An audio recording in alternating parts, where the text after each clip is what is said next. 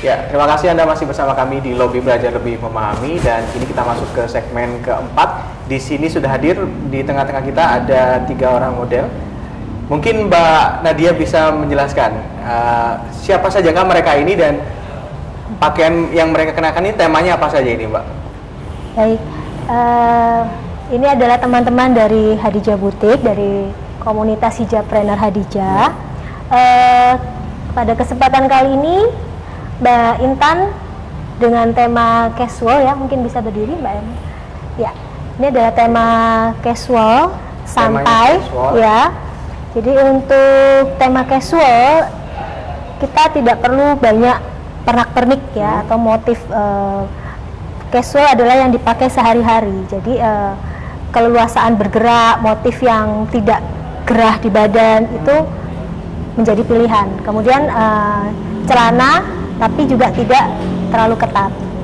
Karena mungkin casual ini segmentasinya untuk remaja mungkin ya? Lebih banyak dipakai remaja, juga ibu-ibu muda ya saat ini.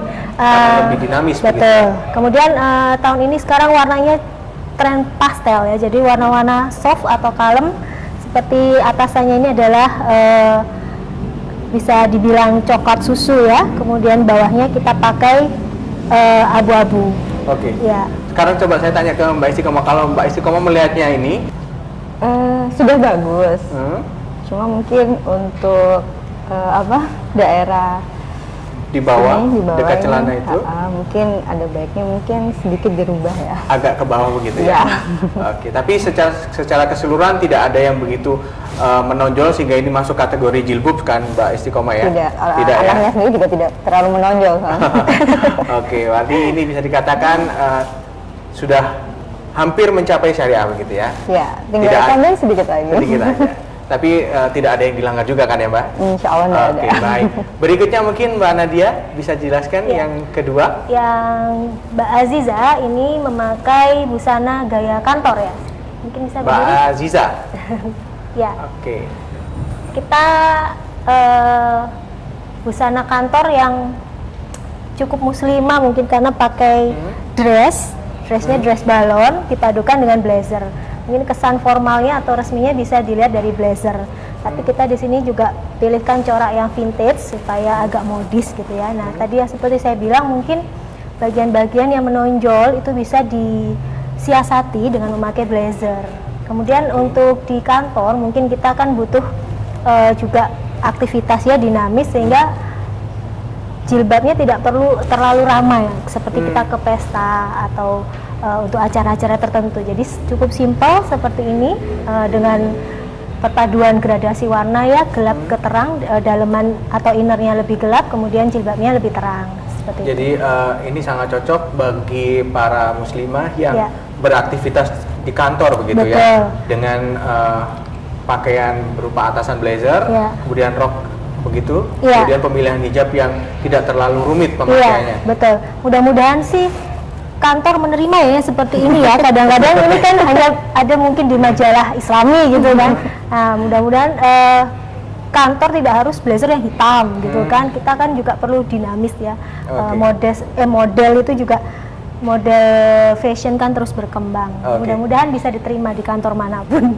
Kalau Mbak Istiqomah melihat sudah cukup rapikah ini atau adakah masih ada sedikit kritikan mungkin? Secara keseluruhan overall sih bagus ya Mas ya. Jadi memang syar'i bagus semacam ini. Jadi mungkin kalau identiknya syar'i itu kan dengan jubah dan segala macam. Padahal kan mungkin tidak dengan itu semua. Mungkin dengan celana kulot yang longgar. Kalau mungkin kemarin zamannya Victoria Beckham memakai celana yang longgar itu mungkin itu juga bisa dipadu-padankan. Yang terakhir Mbak Nadia? Iya, baik. Yang Mbak Ica ini untuk style party ya atau pesta. Untuk acara ke pesta mungkin ya. Kalau untuk pesta mungkin kita sedikit glam ya atau glamorous. Mungkin bisa agak style ke depan.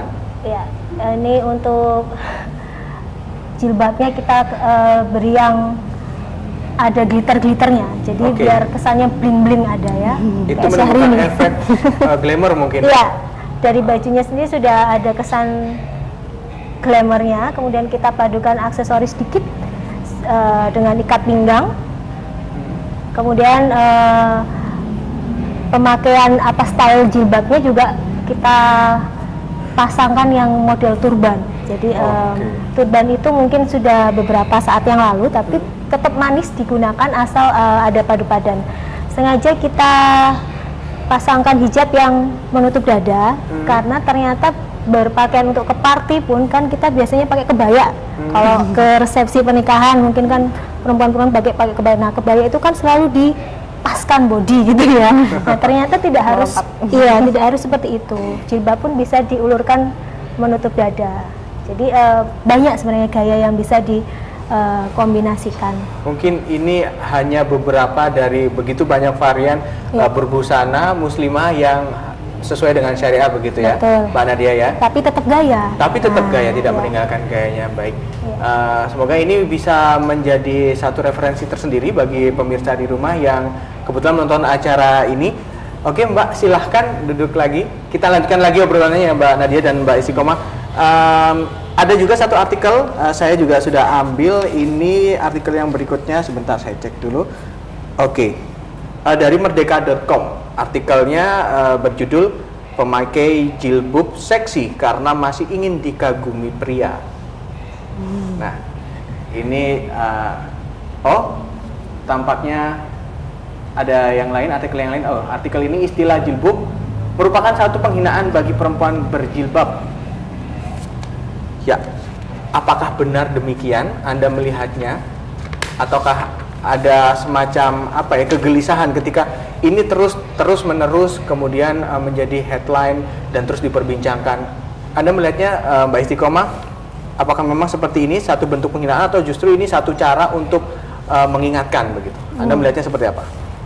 Justru kalau menurut saya ini adalah ladang dakwah bagi kita ya, di mana mungkin kita bisa ikut turun serta bagi mungkin semacam para remaja ataupun putri yang belum mengetahui tentang makna dari jilbab itu seperti apa, menutup aurat itu seperti apa, dengan baik dan benar itu bagaimana.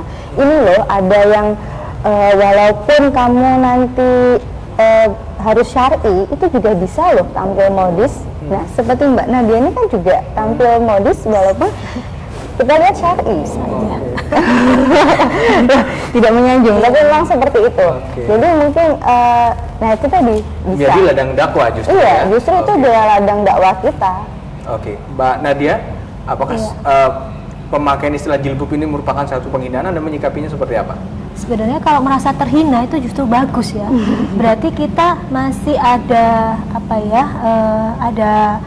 kalau kita tersinggung berarti kita berusaha memperbaiki diri begitu. Jadi justru yang santai-santai aja biarin apa kata orang.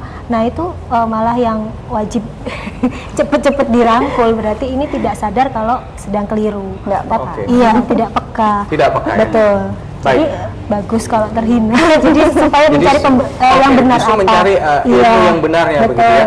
Oke, artikel berikutnya ini dari salah satu media online juga. Headline-nya fenomena jilbab busana muslim atau gejala kemerosotan moral. Ini dari bersosial.com. Anda bisa menjawab apa ini Mbak Istiqomah? Fenomena jilbab ini satu tren busana muslim atau gejala kemerosotan moral? Kalau dibilang tren busana muslim memang ini kalau dilihat sekilas mungkin ini pecahan dari jilbabers gitu ya. Tapi kalau kita lihat lagi lebih teliti, ini bukan pecahan dari jilbabers, tetapi memang mereka yang ingin mengikuti suatu tren tapi tidak bisa. Oke, tidak bisa. Oke, ditahan di situ dulu. Kita sapa pemirsa yang ingin bergabung bersama kami. Halo, selamat malam. Halo, selamat malam. Halo. Halo, selamat Volume malam. suaranya bisa agak di Batasan untuk berhijab perbesar. yang paling baik. Halo. Batasan Baik, untuk dilanjutkan berhijab lagi mungkin Mbak Istiqomah. Gejala ini busana muslim ataukah kemerosotan moral? Oke. Nanti dilanjutkan di segmen berikutnya Mbak Nadia, juga saya minta pernyataan dari Anda karena kita harus jeda dulu tampaknya. Dan pemirsa tetaplah bersama kami, Lobby akan segera kembali sesaat lagi.